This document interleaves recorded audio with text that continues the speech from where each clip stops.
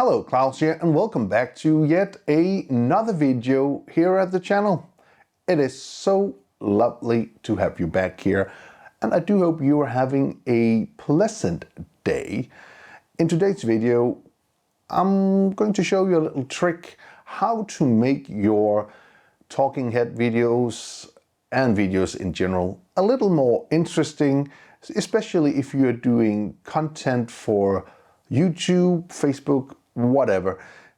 The problem is that the viewer's attention is getting smaller and smaller, and you need to do something in your edit. In this case, Davinci Resolve is here to help you out. So in this video, I'll show you how to use the boring detector inside of Davinci Resolve to make your edits a little more fluent and a little more faster, and it's a pretty nice tool to have in your arsenal of tools inside of Davinci Resolve 17. If you are new to this channel and want to learn Davinci Resolve filmmaking tips and tricks and want to have a look at some pretty cool gear, I would recommend you to subscribe. Also, you could join the Facebook group by just pushing the link down in the description below. Also, join the YouTube channel by pushing the join button and get some exclusive content as well. Well, with that out of the way, let's get right to this tutorial. Okay, so let's get right to it. So this is again the tip to make your edits a bit faster.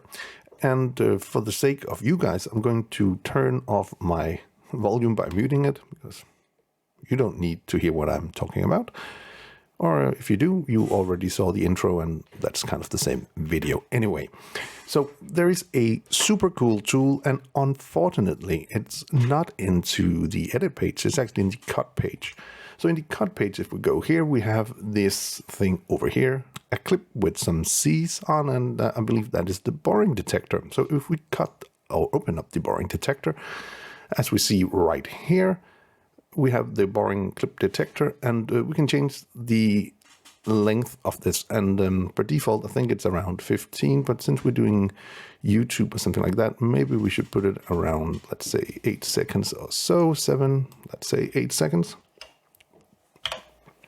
We also have a jump cut, and this is going to detect if you have any jump cuts in your scene. For instance, that is every 5 frame. However, that's not what we're talking about today. We're talking about the boring clip detector.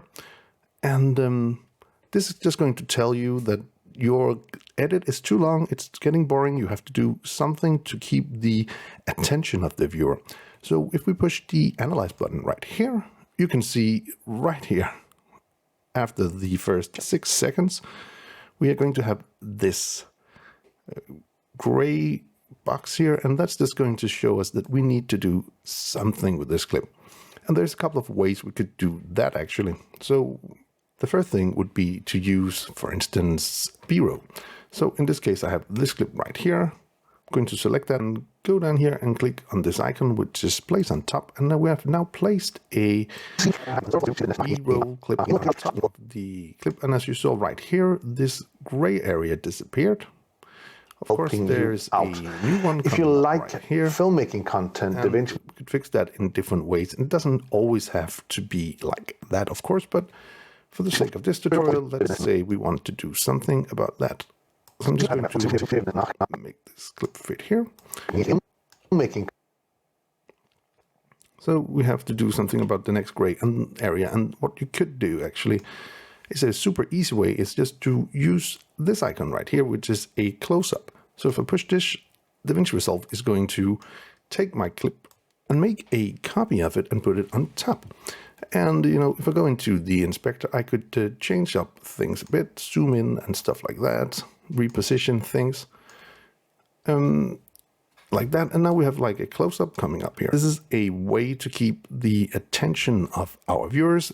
Of course, as it is right now in Davinci Resolve, there's a little problem by using this technique, because as you see, nothing happened here on top.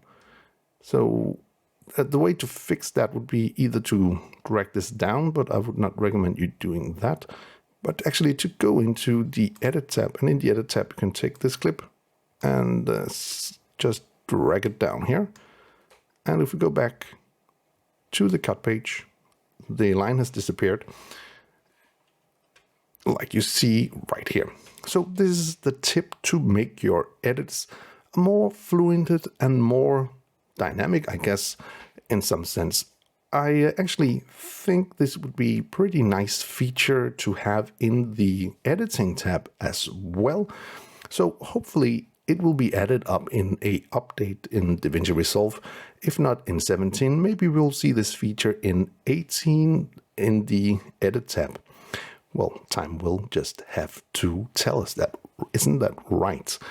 Anyway, I do hope you found this little video useful. If you did, please hit that subscribe button, give the video a like, share it with your friends if you think it would help them out, and if you want to be notified every time there's a new video on this channel, please hit the bell icon down in the corner.